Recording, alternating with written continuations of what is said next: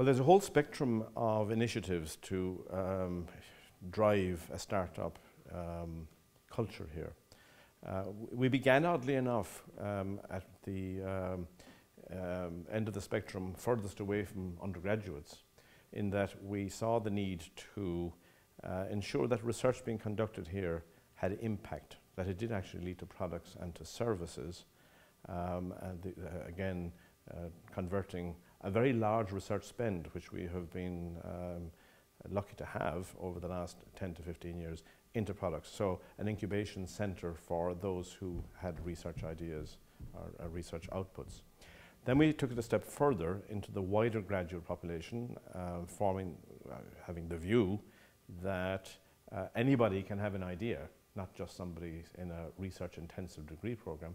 So we then set up the Ignite program to foster and mentor graduate students with their own ideas, complementing the Gateway program, which is the one I just alluded to.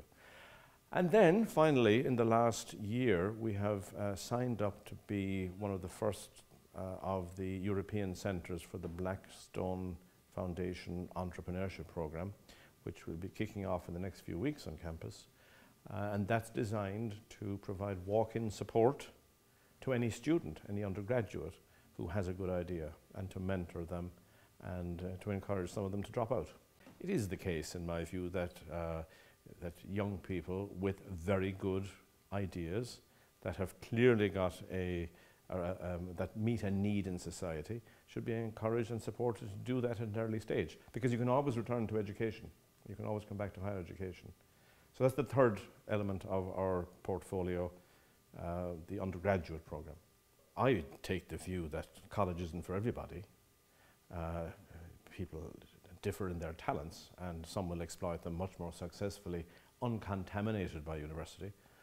And I recall a conferring ceremony here, honorary conferring 3 years ago, where among the 4 being honoured, and Graham Norton brought this to our attention, he had been a dropout, 1 hadn't got enough points to matriculate, and 1 had failed.